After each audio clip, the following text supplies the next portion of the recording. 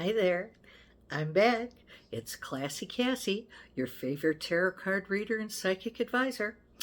Today I want to talk about something that comes up at every single reading that I do. Timing questions.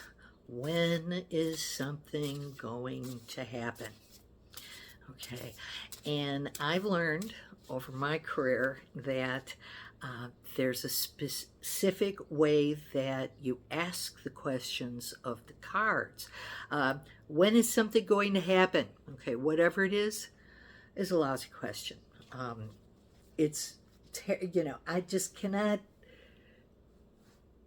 fan out the cards and say, when is it going to happen? Pick one card and determine from one card. There aren't, I guess there might be some readers out there who've determined a 78 card system of determining timing. And there are many systems and methods and techniques out there. In fact, some people have written entire books about timing. Now, as a tarot card reader rather than an astrologer, I need to keep people focused on the current moment.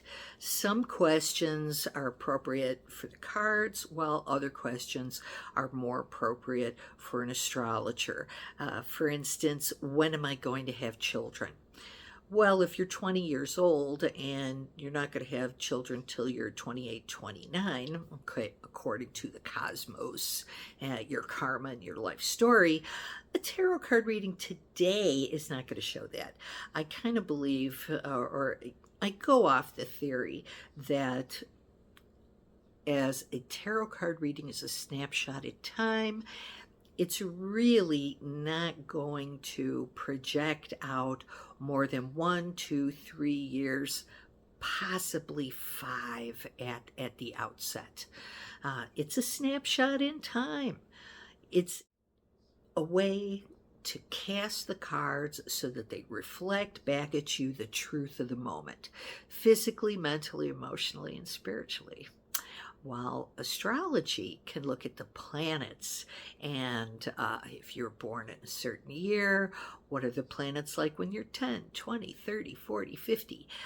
You can look at your astrological chart and perhaps determine better when you're supposed to, or it's fated for you to have children.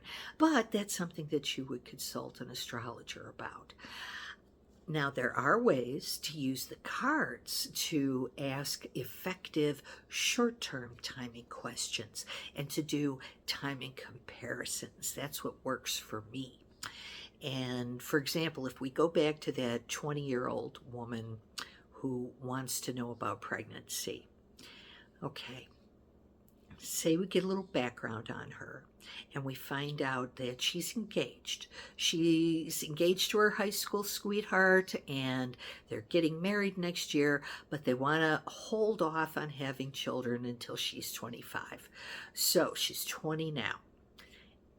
We can ask a question. We can do the first question I would do with a 3-card draw would be, how likely is it that I'm going to get pregnant before I'm 25? Okay, and if you get a no on it, fine, wonderful. Then you can move on to other questions.